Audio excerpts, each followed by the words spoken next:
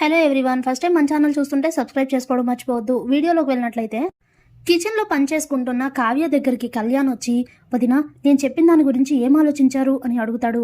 ఏ విషయం గురించి కవి గారు అని కావ్య అడిగితే, అదే వదిన, అన్నయ్య గురించి తెలుసుకోవడానికి ఆఫీస్కి వెళ్ళాలని చెప్పాను కదా, దాని గురించి అని అంటే, ఈ ఇంట్లో అలాంటివేవి కుదరవని మనకు ఆల్రెడీ తెలుసు కదా కవి గారు.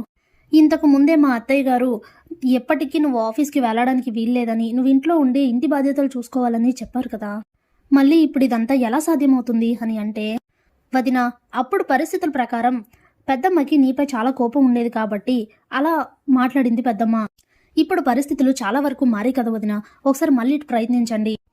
ఒకవేళ ప్రయత్నించి విఫలమైనా పర్వాలేదు, కానీ ప్రయత్నించడంలో మాత్రం ఎలాంటి లోపం ఉండకూడదు. వీటన్నింటికంటే ముఖ్యమైనది అన్నయ్య శ్వేతల బంధం గురించి తెలుసుకోవాలి. అసలు వాళ్ళిద్దరి మధ్య ఏం జరుగుతుందో తెలుసుకోవాలంటే మీరు ఆఫీస్కి వెళ్ళాలి, తప్పదు వదిన. ఒకసారి పెద్దప్పని అడిగి చూడండి అని అంటే, అలాగే కవి గారు, ఇప్పుడు ప్రయత్నిస్తాను అని చెప్తుంది కావ్య. ఇంతలో లంచ్ టైం అవడంతో అందరూ డైనింగ్ టేబుల్ దగ్గర కూర్చొని భోజనం చేస్తూ ఉంటారు. అప్పుడే కళ్యాణ్ కావ్యకి సైగ చేస్తాడు అపర్ణని అడగమని. అప్పుడే కావ్య అపర్ణకి కర్రీ వడ్డిస్తూ అత్తయ్య అని పిలిస్తే, ఏంటి కావ్య అంటుంది అపర్ణ. అత్తయ్య, మన ఆఫీస్లో డిజైనర్ పోస్ట్ ఖాళీగా ఉందని తెలిసింది. నేను ఆ పోస్ట్లో జాయిన్ అవుదాం అనుకుంటున్నాను, మీరేమంటారు అని అడిగితే అందరూ కూడా షాక్ అవుతారు.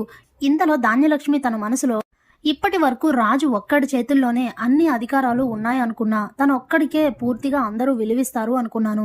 అంటే ఇప్పుడు ఈ కావ్యకు కూడా అందరూ విలువిచ్చేలా చేసుకుంటుందా? కావ్య ఆఫీస్కి వెళ్తే ఇంకేమైనా ఉందా? అసలు భూమి మీద నిల్చుంటుందా? ఉండు నీ సంగతి చెప్తా అనుకుంటూ పక్కనే ఉన్న ప్రకాష్తో, ఏంటండి ఇది, ఈ విషయం గురించి ఇన్నిసార్లు ప్రస్తావనలేందుకు? అప్పుడెప్పుడో మా అక్క చెప్పింది కదా, నువ్వు ఆఫీస్కి వెళ్ళడానికి వీల్లేదని, ఇంట్లోనే ఉండి అన్ని బాధ్యతలు చూసుకోమని చెప్పింది కదా, అయినా మళ్ళీ ఎందుకు అడుగుతున్నావు? అయినా నీకు వంటిల్లే కరెక్ట్ ప్లేస్, ఆఫీస్కి వెళ్ళి రాజ్యం ఏలాలని చూస్తోంది అంటుంది ధాన్యలక్ష్మి. ఆ మాటలు వినగానే అపర్ణకి చాలా కోపం వస్తుంది. నా కోడలు ఎక్కడుండాలో డిసైడ్ చేయడానికి నువ్వెవరసలు? ఈ ఇంటి పనంతా చేసి వంట వార్పు చేసి చాకరీ చేయడానికి నా కోడలేమైనా ఇంటి పని మనిషి అనుకుంటున్నావా అంటూ, కావ్య నువ్వు ఆఫీస్కి వెళ్తున్నావు అని అంటుంది. అప్పుడే అనామిక, రుద్ర అని ధాన్యలక్ష్మి ముగ్గురు షాక్ అవుతారు. కళ్యాణ్ చాలా హ్యాపీగా ఫీల్ అవుతాడు. ఇంతలోనే ధాన్యలక్ష్మి, అబ్బో ఆఫీస్కి వెళ్తుందంట, ఆఫీస్కి వెళ్ళి ఏం చేస్తుందో, వచ్చిరాని పిచ్చి పిచ్చి డిజైన్స్ గీస్తే కంపెనీకి ఉన్న బ్రాండ్ అంతా పోతుంది అనవసరంగా, అయినా నీకు వంటిలే కరెక్ట్ ప్లేస్ అని చెప్పాను కదా అనేసరికి ఆ మాటలకి చాలా కోపం వస్తుంది అపర్ణకి. ఏ ధాన్యలక్ష్మి, మాట్లాడే ముందు వెనక ఆలోచించి మాట్లాడడం నేర్చుకో. కోడలు వేసేవి పిచ్చి పిచ్చి డిజైన్స్ కాదు, తను వేసిన డిజైన్స్ కి ఇంటర్నేషనల్ మార్కెట్ లోనే పేరొచ్చింది. కావ్య, ఇవేం పట్టించుకోవద్దు, నువ్వు ఈ రోజు నుంచి ఆఫీస్కి వెళ్తున్నావు, నేను రాజుకి ఫోన్ చేసి చెప్తాను అని చెప్పి అపర్ణ అక్కడి నుంచి వెళ్ళిపోతుంది. ఇక కావ్య, కళ్యాణ్ ఇద్దరు చాలా హ్యాపీగా ఫీల్ అవుతారు. ఇక అందరూ అక్కడి నుండి వెళ్ళిపోగానే హ్యాండ్ వాష్ చేసుకుంటున్న అనామిక దగ్గరికి రుద్రాణి వెళ్ళి, చూసావా ఇంట్లో ఏం జరుగుతుందో, నీకు ఎంత అన్యాయం జరుగుతుందో చూసావా? ఇప్పటి వరకు రాజు ఒక్కడిదే మొత్తం అధికారం అనుకున్నాం, ఇప్పుడు కావ్య కూడా ఆఫీస్కి వెళ్తుందంట. ఇంకేముంది, కొద్ది రోజులు తన డిజైన్స్ వేశాక తను వేసిన డిజైన్స్ కి వచ్చిన పేరుతో ఇక తన డిజైన్స్ నే అందరూ బాగా మెచ్చుకుంటారు. ఇంట బయట అంతా కూడా కావ్యకి మంచి పేరు గుర్తింపు వస్తాయి. తర్వాత నీ పరిస్థితి ఏంటో ఆలోచించుకో అని చెప్పి అక్కడి నుండి వెళ్ళిపోతుంది రుద్రాణి. అప్పుడే అనామికకి ఇదంతా చూస్తూ ఉంటే చాలా కోపం వస్తూ ఉంటుంది. ఇంతలో గోడకి అటువైపుగా కళ్యాణ్, కావ్య మాట్లాడుకుంటూ ఉంటారు. వదిన, పెద్దమ్మ ఒప్పుకుంది చూసారా, ఇక మీరు ఆఫీస్కి వెళ్లడమే లేట్. మీరు ఆఫీస్కి వెళ్లి డిజైన్స్ వేస్తూనే అన్నయ్యని ఓ కంటా కనిపెడుతూ ఉండండి.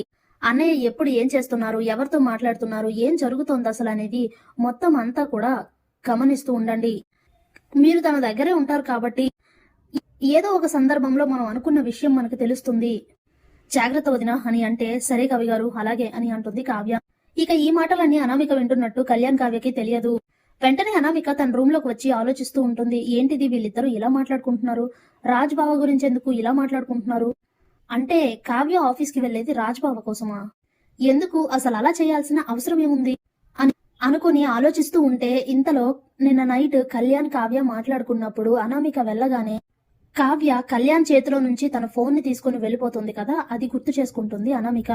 కావ్య ఫోన్ కళ్యాణ్ చేతిలో ఎందుకుంది, బావగారికి సంబంధించి సీక్రెట్ గా ఏదో జరుగుతోంది, అదే ఏదో కావ్య దగ్గరకు వచ్చినట్టుంది. అసలు అదేంటనేది తెలుసుకోవాలంటే ముందు కావ్య ఫోన్ నా చేతికి రావాలి, ఎలా అబ్బా అని ఆలోచిస్తూ ఇక కావ్య దగ్గరకు వస్తుంది అనామిక. అప్పుడే కావ్య, కిచెన్ లో పనిచేస్తూ ఏంటి అనామిక ఏమైనా కావాలా అని అడిగితే అవును కావ్యక్క, మా అమ్మతో ఫోన్ మాట్లాడుతుంటే నా ఫోన్ సడన్ గా ఛార్జింగ్ అయిపోయింది, ఒకసారి నీ ఫోన్ ఇవ్వవా, అమ్మతో మాట్లాడిస్తాను అని చెప్తే సరే తీసుకో అని చెప్పి ఫోన్ ఇస్తుంది కావ్య. వెంటనే ఆ ఫోన్ ని పక్కకు తీసుకొని వచ్చి ఫోన్ అంతా చెక్ చేసేసరికి మొన్న రాజ్ శ్వేతల వీడియో కావ్య దగ్గరకు వస్తుంది కదా, ఆ వీడియో అయితే కనిపిస్తుంది. ఆ వీడియో చూసి పెద్ద షాక్ తగులుతుంది అనామికకి. ఇదేంటి బావగారు ఇలా చేయడం, కావ్య కళ్ళు కప్పి ఇంకో అమ్మాయితో తిరుగుతున్నారు, మరి కావ్యకి ఈ విషయం తెలిసినా కూడా ఎందుకు ఇంట్లో ఎవరికీ చెప్పలేదు, తను చెప్పలేదు అంటే మనం ఖచ్చితంగా చెప్పి తీరాల్సిందే.